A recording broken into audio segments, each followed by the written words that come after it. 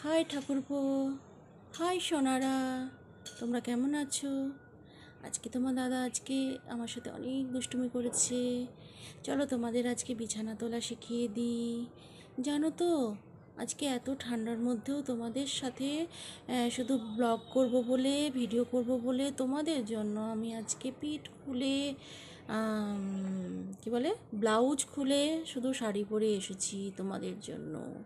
এই যে টাইপের ঝুমা বৌদি টাইপের যে বৌদিরা, তাদেরকে বলবো এবার থামুন। অনেক নোংরামি করেছেন। সমাজে একটা মূল্যবান পার্ট মহিলা, তাদেরকে আপনারা না সস্তা বানিয়ে দিয়েছেন। আজকে মহিলাদের মান সম্মানটা পুরো রাস্তায় গড়াগড়ি খাচ্ছে। অনেককে দেখি বিছানা তোলার নাম করে নাইটিটা পুরো গলা থেকে নামিয়ে ক্লিভেজ দেখিয়ে ভিডিও করছেন। বেশ, কোনো কোনো বৌদিকে দেখি খোলা পিঠ সাবান মাখছে, আবার অনেকে দেখি বিনা ব্লাউজে শাড়ি পরে চলে এসেছেন ছাদে।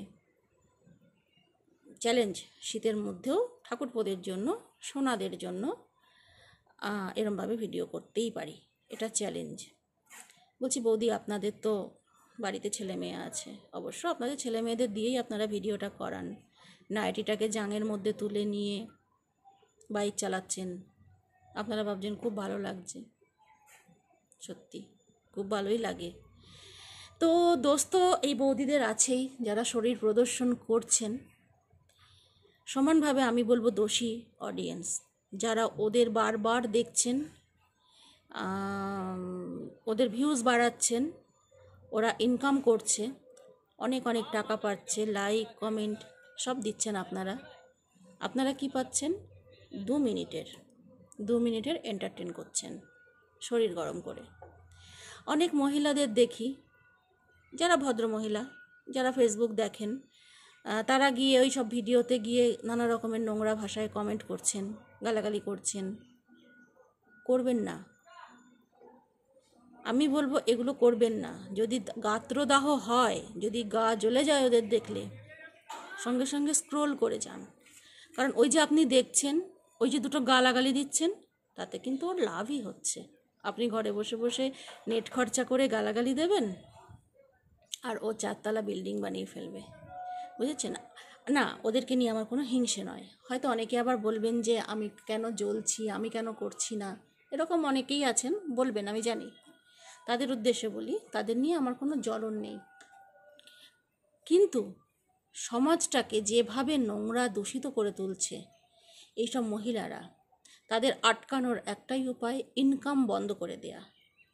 তা না হলে আজকে আপনার বাচ্চা, আমার বাচ্চা একদম জলাঞ্জলি হয়ে যাবে। জানেন, আজকে ওদের বাচ্চারা নিজেরা মাকে ভিডিও করে দিচ্ছে, ভিডিও করতে হেল্প করছে।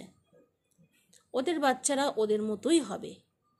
ওদের বাচ্চা, আমি গ্যারেন্টি দিয়ে বলতে পারি, যাদের মায়েরা এ ধরনের নোংরা ভিডিও করে, তাদের বাচ্চা কোনো দিন সুস্থভাবে বেড়ে উঠবে না এবং একটা ভালো মানুষ হবে না। কিন্তু আমার বাড়ির, আপনার বাড়ির বাচ্চাটাকে কিন্তু ভালোভাবে মানুষ করতে হবে।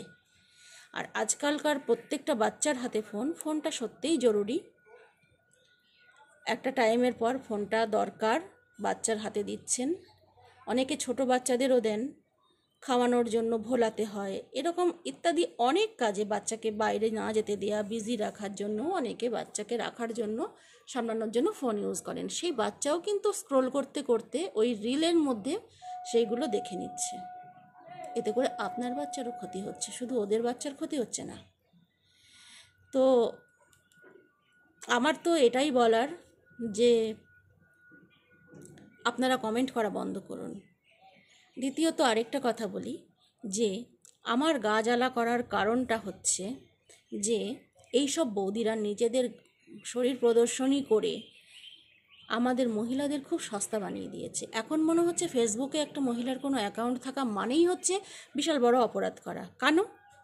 যদি কারণ জানতে চান, কারণটা বলবো, যে ইনবক্সে নোংরা অডিয়েন্সের কিছু মানুষ, যারা খুব সস্তায় এন্টারটেন খুঁজে নেন ফোনেতে, তারাও আমাদের মতন কন্টেন্ট ক্রিয়েটার বা যারা ব্লগার বা যারা সাধারণ মানুষ, সাধারণ হাউসওয়াইফ, ভদ্রবাড়ির বউ বা মেয়ে, তাদেরকেও মেসেঞ্জারে এসে নানাভাবে নোংরাভাবে বিরক্ত করেন।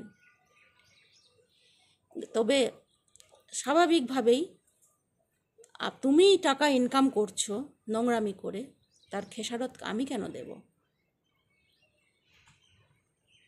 এটাই আমার বলার ছিল। পারলে যদি কারো ভালো লাগে মেসেজটা শেয়ার করবেন, ভালো লাগলে একটা লাইক দিয়ে যাবেন। ধন্যবাদ।